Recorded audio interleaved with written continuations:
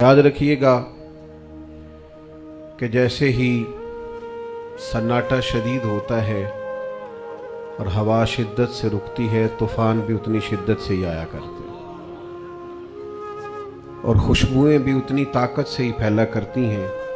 बैतुल मक़दस की बात हो रही थी तो 90 साल लगे थे बैतुल मक़दस पर गैरों के कब्ज़े को कि अल्लाह ताला ने हज़रत सलाहुद्दीन अय्यूबी को फिर से तौफ़ीक़ अता फरमा दी। तो मुसलमानों न घबराओ, खुदा की शान बाकी है, अभी इस्लाम ज़िंदा है, अभी कुरान बाकी है। काफिर क्या समझते हैं जो हमसे रोज़ उलझते हैं, अभी तो करबला का आखिरी मैदान बाकी है। बड़ी तेज़ी से तरतीब पा रहे हैं अहले इश्क के काफिले और बड़ी गौर से गौर कर रही है मेरी नई नस्ल मुसलमानों के मुस्तकबिल पर, और बड़ी गहरी नज़रें जमाए बैठे हैं उम्मत के लोग। इंशाअल्लाह ताला यही चिराग जलेगा तो रोशनी होगी, बड़ी जल्दी पाँव फूटेगी, सुबह का उजाला होगा। अजीज़ दोस्तों, कुरान मजीद फुरकान हमीद ने इरशाद फरमाया है कि जब अल्लाह का फजल और उसकी रहमत मिले तो उस पर खुशी का इजहार करना चाहिए।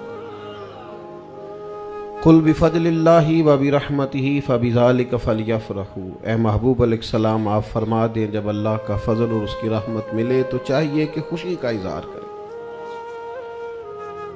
याद रखिएगा कि दुख इंसान के साथ रहते हैं, आजमाइशें इंसान के साथ रहती हैं। जो लोग आपको ज़्यादा बड़ी कुर्सियों पर बैठे नज़र आते हैं, हो सकता है उनके दामन में दुखों की तादाद भी कुछ ज़्यादा हो। जिनसे ताल्लुक़ वाले लोग ज़्यादा होते हैं, उनके ज़िम्मे हुकूक भी ज़्यादा होते हैं। जिनके नाम बड़े होते हैं, उन लोगों के ज़िम्मे ड्यूटियाँ भी बड़ी होती हैं। तो आजमाइशें, दुख, ये नाम बदलते हैं, रूप बदलते हैं, लेकिन ये आजमाइशें, ये तकलीफ, ये सारा कुछ इंसान के साथ साथ चलता है। वक्त के साथ उसकी तकलीफ बदलती है, उन्वान बदलती है, दुख बहरहाल कायम रहते हैं, लेकिन उसका मतलब ये नहीं होता कि इंसान मुस्कुराना भूल जाए। उसका मतलब ये नहीं होता कि जब भी वो गुफ्तगू करे तो किसी दुख को ही याद करे। किसी भी शख्स को पूरा टटोलेंगे, दुखों सुखों को जमा करेंगे तो इंशाअल्लाह आसानी ज़्यादा मिलेगी, ज़िंदगी खूबसूरती ज़्यादा मिलेगी, बहार का मौसम ज़्यादा मिलेगा। लेकिन हमारी तबीयत होती है, हम खूबी की तरफ जाते नहीं, खुशियों को डिस्कस नहीं करते, कमज़ोरियाँ आ ही जाती हैं। नबी रहमत सल्लल्लाहु ताला अलैहि वसल्लम ने खुद बयान फरमाया, करीम फरमाते सबसे ज़्यादा अंबिया को सताया जाता है, और फरमाया मैं अल्लाह का महबूब हूँ, सबसे ज़्यादा मुझे सताया गया। आप उठा के देख लें महबूब की हयात नूर के शब रोज़ को। मक्का मुकरमा की सारी ज़िंदगी जहद मुसलसल है, और मदीना तय्यबा में हुजूर तशरीफ़ ले आए तो अब तो माहौल और बढ़ गया। वहाँ सिर्फ काफिर थे, यहाँ मुनाफिकीन की भी साजिशें, बदर है, उहद है, खंदक है, हुनैन है। हर रोज़ एक नया महाज खुला हुआ है। और फिर जो सरकार के साथ तकलीफ हैं, जो अपनों की जोजानियों का गम है, जो सैयदा खतीजा के जाने का सरकार को दुख है, जो सरकार के सामने आपकी शहजादियाँ दुनिया से जा रही हैं उसकी तकलीफ हैं, वो सारे गम भी महबूब ने बर्दाश्त किए। लेकिन सहाबा फरमाते हैं इतना मुस्कुराते भी किसी को नहीं देखा जितना मदीने वाले महबूब मुस्कुराया करते। हुजूर के चेहरे नूर पर रोशनी रहती और मुस्कुराते नबी पाक अलैहिस्सलाम। हज़रत जाबिर इब्न समरा कहते हैं मैं हुजूर से मिलने गया, जब सरकार तशरीफ़ लाए मदीना तय्यबा, तो पहले दिन ज़ियारत की तो मैंने मुस्कुराते देखा, और फिर 10 साल में ज़ियारत करता रहा तो जब भी देखा मुस्कुराते देखा। जब भी देखा जिसकी तस्कीन से रोते हुए हंस पड़े, यानी हल्की सी तस्कीन महबूब फरमा दें तो रोने वाले। तो फिर ख्याल पैदा होता था सरकार के इस मुस्कुराने का तो इंतज़ार करना पड़ता होगा। तो आला हज़रत फरमाते इंतज़ार नहीं करना पड़ता, ये तो आदत है नबी पाक। जिसकी तस्कीन से रोते हुए हंस पड़े उस तबस्सुम की आदत पे लाखों सलाम। حضور مسکراتے، خوش ہوتے، خوشی کی بات کرتے. نبی کریم صلی اللہ تعالی علیہ وسلم صحابہ کے مابین بیٹھتے تو مسکراتے، بات کرتے، اور کسی کی خوشی میں حضور خوش ہوتے.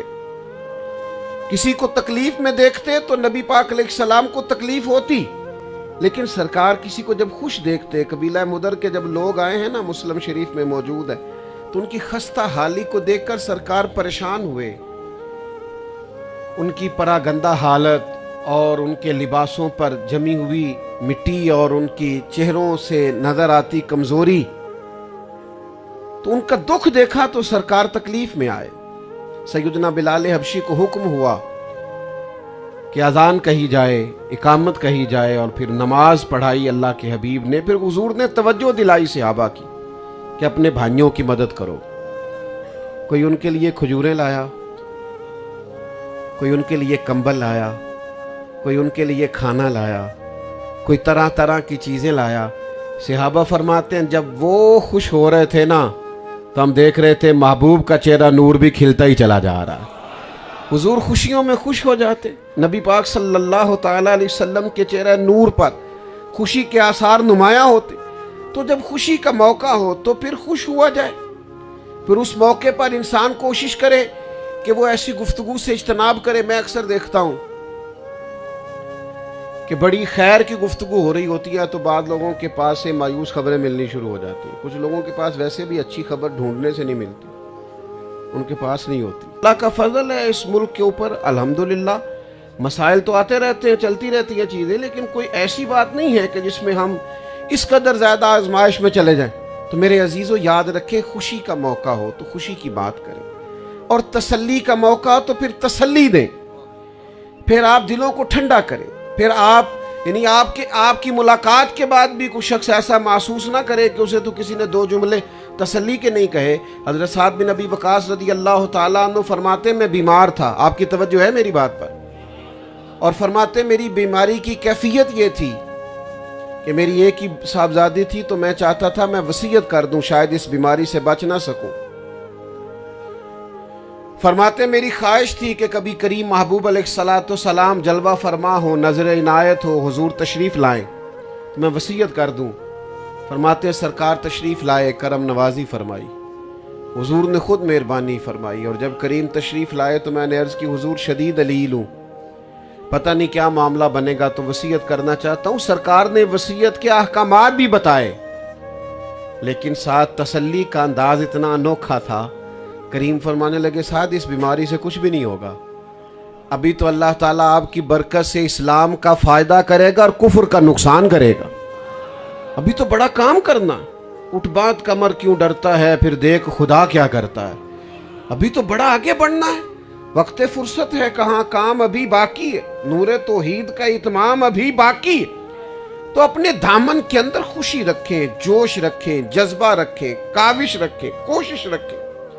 آپ وہ ساری چیزیں اپنی طبیعت کے اندر پیدا کریں جو ایک انسان کو آگے بڑھنے کا ولولہ دیتی، جذبہ دیتی. آج ہم دیکھ رہے ہیں شہید ختم نبوت حضرت صاحبزادہ صاحب رحمۃ اللہ علیہ کے صاحبزادے اپنے والد کے بعد وہ پلے بھی، بڑے بھی، تعلیم بھی پائی، اور آج نکاح کا وقت آیا ہے نا.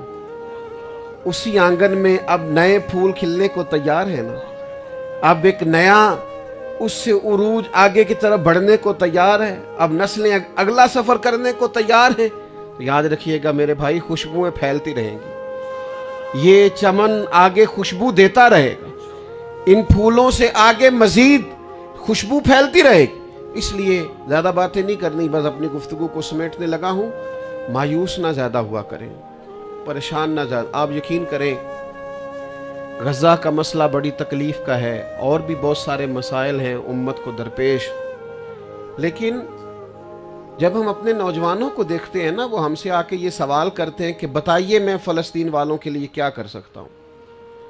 تو اس ایک نوجوان کا کھڑے ہو کر اور آنکھوں میں روشنی لے کر کسی سے یہ سوال کرنا، کیا آپ اسے چھوٹا انقلاب سمجھتے ہیں؟ کہ جب صرف ٹی وی اسکرین پر ان کے بارے میں خبر سن کر اور پڑھ کر گھر میں بیٹھے ایک نوجوان کی جسے بظاہر ہم دنیا دار سمجھتے ہیں آنکھوں میں آنسو آ جائیں، تو اس کا مطلب ہے کہ ربط تو جڑا ہوا ہے. اس کا مطلب یہ ہے کہ قیادت کا فقدان ہے، ورنہ لوگ تو پورے طور پر تیار ہیں۔ تو میرے عزیز، کوئی مایوسی نہیں ہے۔ کچھ وقت اگر مسلمانوں پر ایسا آیا ہے کہ حالات سازگار نہیں ہیں، تو یہ شاید وہی ایک وقت ہے کہ جب اللہ تعالیٰ نے بغداد میں حضرت غوث اعظم جیسے لوگ دیے، 70 سال خدمت کی ہے جناب غوث پاک نے بغداد شریف میں بیٹھ کر، اور پھر انہی بغداد کے باسیوں میں سے ایک شخص اپنی انگلی سے اپنے بیٹے کو لگائے حضور غوث اعظم کی خانقاہ میں لایا کرتا تھا، اور اسی بیٹے کا بعد میں نام لوگوں نے صلاح الدین ایوبی کے نام سے جانا تھا۔ تو وہی پھر پاسباں مل گئے کعبے کو صنم خانے سے۔ پھر وقت آ گیا کہ وہ تاتاری جو کبھی بغداد پر حملہ آور ہوئے تھے، اللہ تعالیٰ نے انہیں ہی توفیق ایمان عطا فرما دی۔